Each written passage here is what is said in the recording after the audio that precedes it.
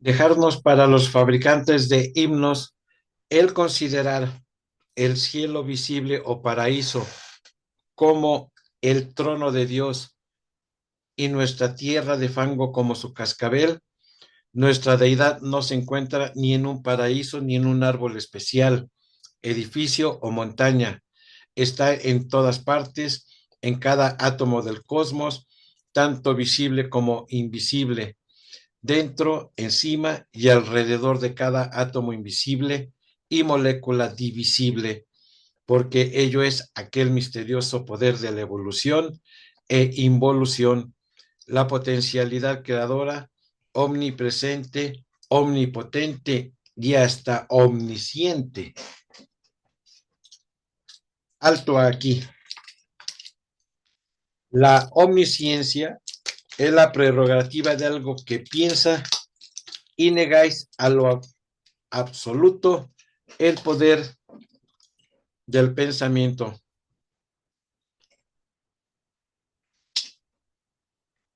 Se lo negarnos a lo absoluto, puesto que el pensamiento es una cosa limitada y condicionada. Más evidentemente olvidáis que en filosofía la inconsciencia absoluta también es conciencia absoluta, ya que de otro modo no sería lo absoluto. Entonces, ¿es que vuestro absoluto piensa?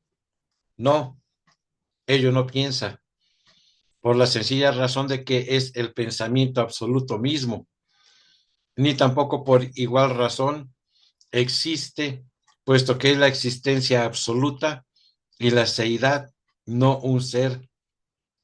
Leed el magnífico poema cabalístico de Salmón ben Yeduhat ibn Gabirol, en el Keter Malchut, y comprenderéis que dice: eres uno, la raíz de todos los números, mas no como elemento de numeración, porque no admite la unidad, multiplicación, cambio o forma alguna. Eres uno, y piérdanse los hombres más sabios en el secreto de tu unidad, porque la ignoran. Eres uno, y jamás puede ser tu unidad disminuida ni aumentada, ni puede ser cambiada. Eres uno, y ningún pensamiento mío puede fijarte un límite o definirte. Eres más, no como un existente, porque ni la inteligencia ni la visión de los mortales pueden alcanzar tu existencia, ni determinar acerca de ti el dónde, cómo y de dónde, etcétera. Es una palabra. Nuestra deidad es la eterna constructora del universo, no creando, sino evolucionando incesantemente, surgiendo el universo de su propia esencia sin ser creado. En su simbolismo es una esfera sin límites, con un atributo único, eternamente activo, que abarca a todos los demás atributos existentes o imaginables. Ello mismo es la ley única, dando impulso a leyes manifestadas, eternas e inmutables, dentro de esa ley que jamás se manifiesta porque es absoluta y que durante sus periodos de manifestación es lo eternamente volviendo a ser el eterno devenir. Oímos una vez observar a uno de los miembros de la sociedad teosófica que, hallándose en todas partes esa universal deidad, estaba en lo impuro lo mismo que lo puro, y por lo tanto presente en cada átomo de la ceniza de su cigarrillo. ¿No es esta una horrible blasfemia? No lo creemos, porque difícilmente se puede considerar la simple lógica como blasfemia. Si fuésemos a excluir el principio omnipresente de un solo punto matemático del universo o de una partícula de materia que ocupe cualquier espacio concebible, ¿Podríamos considerarlo aún como infinito?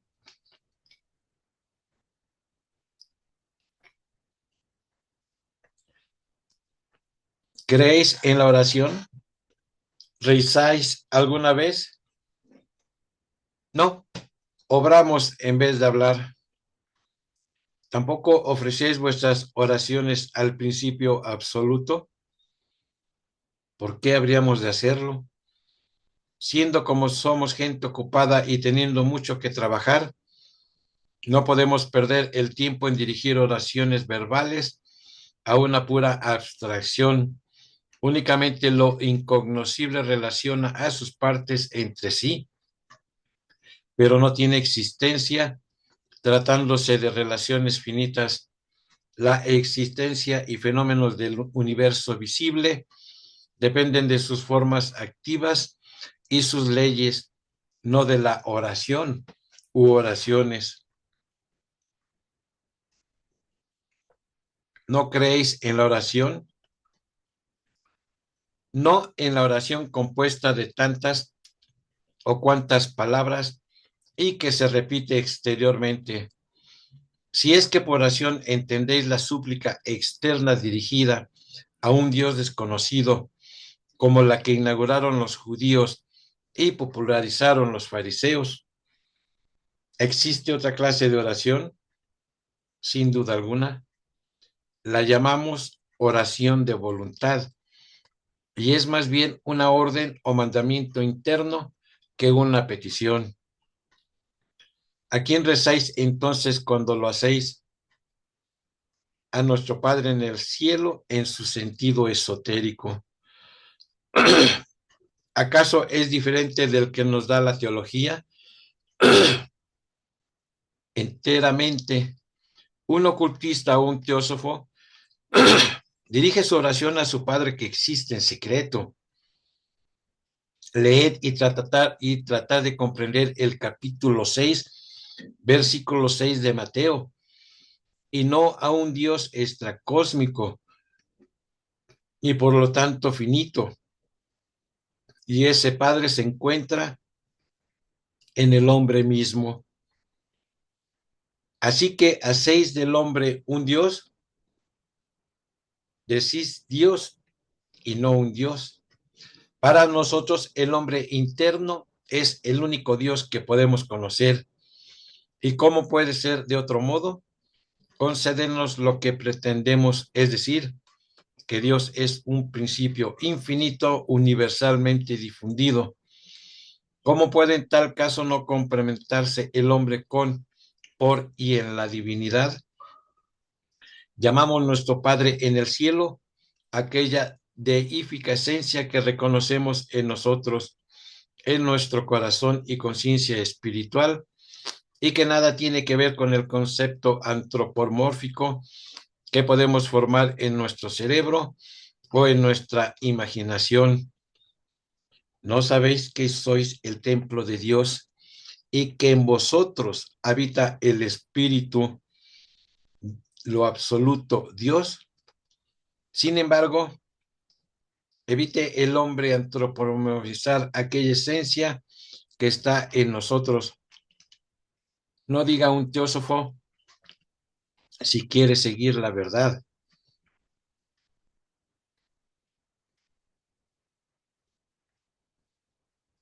La verdad divina y no la humana, que es ese Dios en secreto. ¿Escucha al hombre finito o es distinto del mismo o de la esencia infinita? Porque todos son uno. Ni tampoco que la oración es una petición, como acabamos de observar, es antes bien un misterio, un procedimiento oculto por el cual pensamientos y deseos condicionados y finitos, incapaces de ser asimilados por el Espíritu Absoluto, que es incondicionado, son transformados en deseos espirituales y en voluntad, llamándose ese procedimiento transmutación espiritual. La intensidad en nuestras ardientes aspiraciones cambia la oración en piedra filosofal o aquello que transmuta el plomo en oro puro. Por nuestra oración de voluntad, la única esencia homogénea conviértese en fuerza activa o creadora y produce efectos de acuerdo con nuestro deseo. ¿Pretendéis decir que la oración es un procedimiento oculto que produce resultados físicos? Sí, el poder de voluntad se convierte en una fuerza viviente real, pero desgraciados de aquellos ocultistas y teósofos que en vez de extirpar los deseos de su ego inferior personal u hombre físico y decir a su ego espiritual superior rodeado de luz, atma búdica, tu voluntad se cumpla, no la mía. Usan del poder de voluntad para objetos egoístas o impíos. Esto es magia negra, abominación y hechicería espiritual. Desgraciadamente, esta es la ocupación favorita de nuestros hombres de Estado y generales cristianos, sobre todo cuando estos últimos precipitan a los ejércitos uno contra otro para que mutuamente se destruyan. Unos y otros se entregan antes de la acción a un acto de brujería, ofreciendo respectivamente oraciones al mismo Dios de los ejércitos, pidiéndole ayuda para degollar a sus enemigos. David rogó al Dios de los ejércitos lo ayudase a derrotar a los filisteos y a matar a los sirios y moabitas. Y el Señor protegió a David en todas las oraciones. En esto nos limitamos a seguir lo que encontramos en la Biblia. Es claro, pero ya que os complacéis en llamaros cristianos y no israelitas o judíos, ¿por qué no hacéis lo que dice Cristo? Muy claramente os ordena no imitar a los de los tiempos antiguos o de la ley mosaica, y os invita a seguir lo que él os enseña, advirtiendo a los que quisieran servirse de la espada, que por la espada perecerán. El Cristo os ha dado una nación que habéis convertido en ostentación rutinaria, pues solo los sabios pronuncian y ninguno, excepto el verdadero ocultista, la comprende. Decís en ella, en el sentido de la letra muerta, perdonar nuestras deudas, así como perdonamos a nuestros deudores, cosa que nunca hacéis. También os dijo, amad a vuestros enemigos y haced bien a aquellos que os odian. No es seguramente el dulce profeta de Nazaret quien nos ha enseñado a rezar a vuestro Padre para matar y vencer a vuestros enemigos. He aquí por qué rechazamos lo que llamáis las oraciones. Mas, ¿cómo explicáis el hecho universal de que todas las naciones y pueblos han rezado y adorado a un dios o dioses? Algunos han adorado e invocado a los diablos y espíritus malignos, pero esto prueba la universalidad de la creencia en la eficacia de la oración. Se explica por el hecho de que la oración, aparte del significado que le dan los cristianos, tiene otros varios. No solo significa un ruego o petición, sino que antiguamente significaba más que nada una invocación o encantamiento. El mantra o la oración rítmica cantada de los hindúes tienen precisamente este sentido, pues los brahmanes se consideran superiores a los demás comunes o dioses. Una oración puede ser una apelación o encantamiento para una maldición y una blasfemia, como en el caso de dos ejércitos rezando simultáneamente para perseguir su mutua destrucción o para una bendición. Y como la gran mayoría de la gente es sumamente egoísta y solo reza para sí misma, pidiendo que se les dé su pan de cada día, en vez de trabajar para conseguirlo y rogando que Dios no les induzca en tentación, sino que les libre del mal, solo al suplicante, resalta que la oración tal como se entiende hoy es doblemente perniciosa. Destruye en el hombre la propia confianza, desarrolla en él un egoísmo más feroz,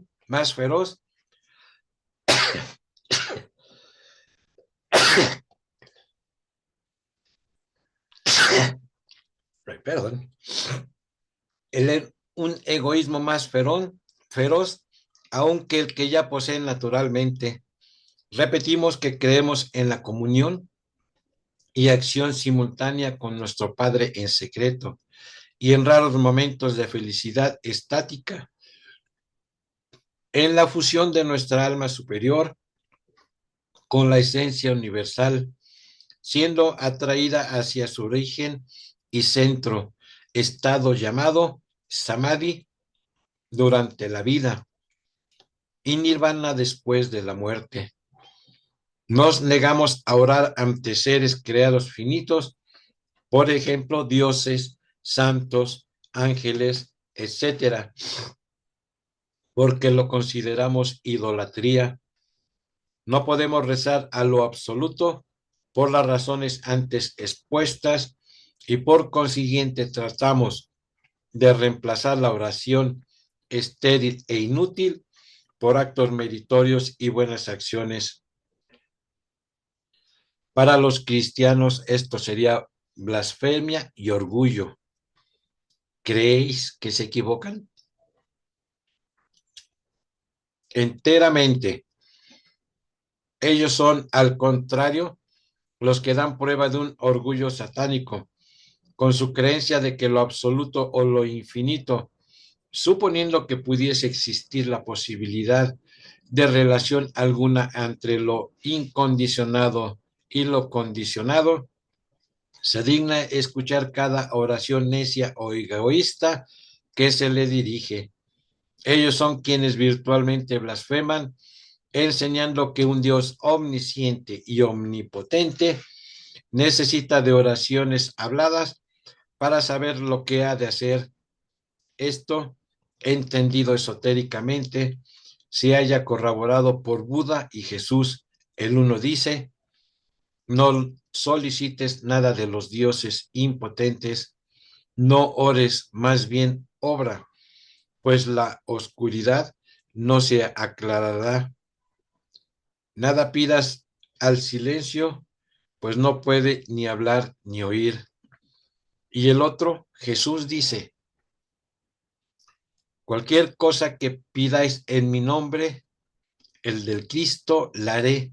Considerada esta cita en su sentido literal, claro está que va contra nuestro argumento, pero si lo hacemos esotéricamente con el pleno conocimiento del significado del término Cristos, que para nosotros representa Atma, Buddhi y Manas, el yo superior, quiere decir que el único Dios que debemos reconocer y al que hemos de rogar, o más bien con quien hemos de obrar de acuerdo, es ese Espíritu de Dios, cuyo templo es nuestro cuerpo en el cual habita.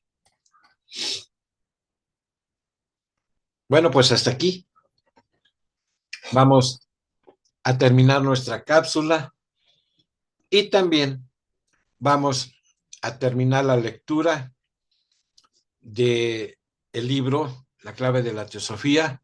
Reitero, para aquellas personas que estén interesadas en saber más de la teosofía, que quieran ingresar, etcétera, pues se den primero una pequeña idea de qué es la teosofía y el por qué es tan abstrusa. Oyeron ustedes precisamente que el término oración que se tiene por el que se estudia es totalmente muy diferente. Por eso muchos se salen de las escuelas y todo eso porque nos tiran nuestras creencias y es el haber de nosotros el indagar, estudiar y tratar de disciplinarse precisamente en lo que nos va llegando de ese conocimiento en el camino del sendero. Estaremos hablando porque seguiremos haciendo nuestras cápsulas, pero hemos querido hacer esta exposición de estas escuelas para que aquel estudiante se dé cuenta de todo lo que se dice y de todo lo que se estudia, que es muy diferente. Y más aún, practicarlo, como les digo, y quitarse las medallas, todavía cuesta mucho más trabajo. Mi nombre es Eloy Bertelli, su servidor. Quedo con ustedes a la siguiente cápsula. Muchas gracias.